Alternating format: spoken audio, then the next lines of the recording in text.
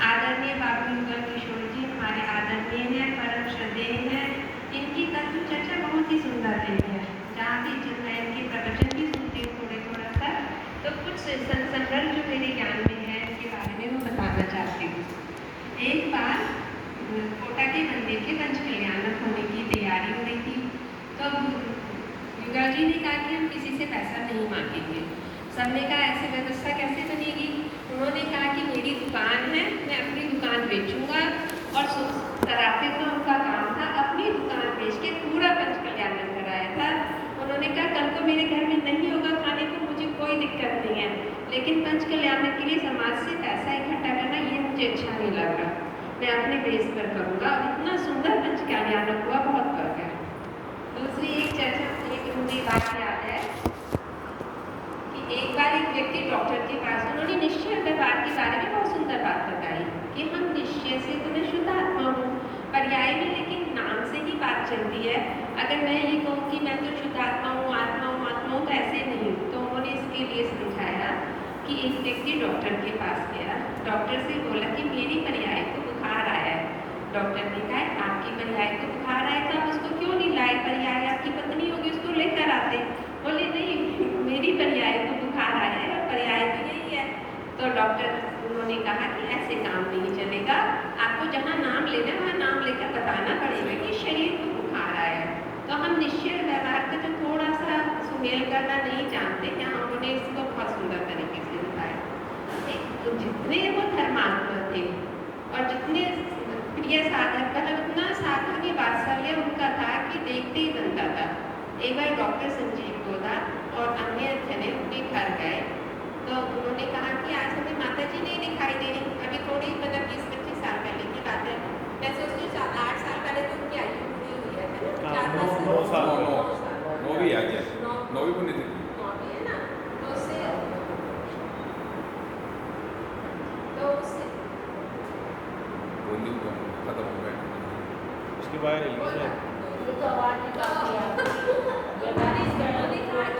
माता जी नहीं दिखाई दे रही, तो माता जी कहाँ पर है।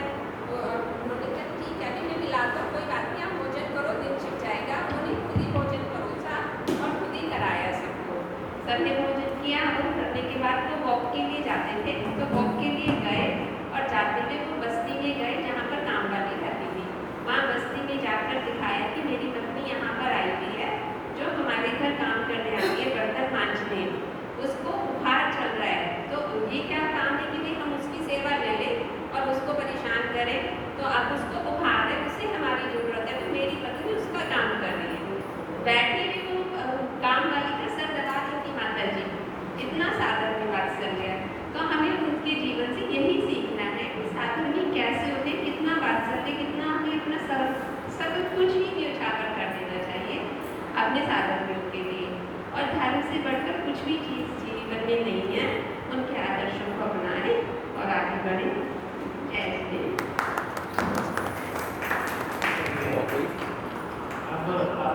व्यवहार की बात बताई कभी मेरठ से आई थी आवाज मिली, ये संदीप भाई जी को है बिजली वाले, उनकी मदर इन लॉ संदीप बिजली वाले हैं, कि मम्मी ज़्यादा लंबी बात नहीं करते।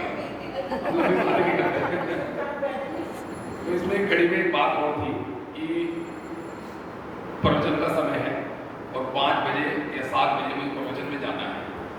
तो सास ने कहा घर पे कि मैं प्रवचन में जा रही हूँ। तो बहू की तबीयत खराब थी, तो बहू की जब तबीयत खराब थी तो सास ने कहा मैं प्रवचन में जा रही हूँ, तो वो प्रवचन में आ गई। तो उन्होंने प्रवचन में पूछा भाई सब ठीक कैसे, जनरल बात हो जाती 5 मिनट पहले आ गए।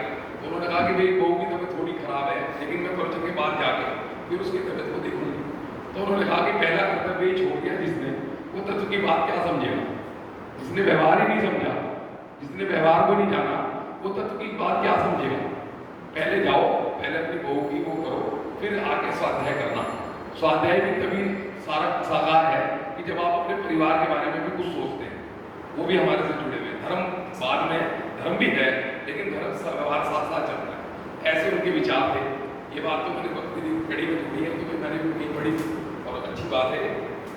जो मेन बात थी वो ये थी कि जो स्वपर प्रकाशक जो सबसे ज़्यादा उन्होंने जो चर्चा करी और जो सबसे ज़्यादा जोड़ दिया, गुरुदेव के बाद, यानी कि जो गुरुदेव का समय चला गया है, जब गुरुदेव यहाँ से विदा हो गए, यहाँ से और विदा होने के बाद एक समय ऐसा आया समाज में कि सारे समाज में आपस में भी थोड़ा सा विद्रोह इन 3-4 पॉइंट्स में होके रहा।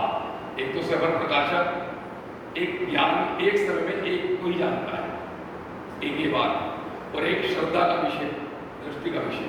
ये 3 पॉइंट पे काफ़ी चर्चाएं ऐसी हुई है कि इसमें डॉक्टर मतलब जो गुरुदेव के बाद अगर किसी ने पूरा प्रकाश जो डाला है और जो अपना जोर दिखाया है और सारी बात तत्व की बताई है, वो सब युगल किशोर जी के द्वारा है। और उन्हीं के माध्यम से आज हम जो आज तत्व प्रचार में लगे हुए हैं, तत्व को बहुत ही गहरा तत्व का उनका तत्व पे जोर था, और इन 3 बातों पर तो उनका बहुत ज़्यादा था। और उनकी पहली कृति हमारे सामने है, चैतन्य की चहल पहल, ये उनकी सबसे प्रथम कृति है। लेख तो इनके पहले भी लिखे जाते थे, तो वो जैसे लेख तो उनके पहले भी लिखे जाते थे।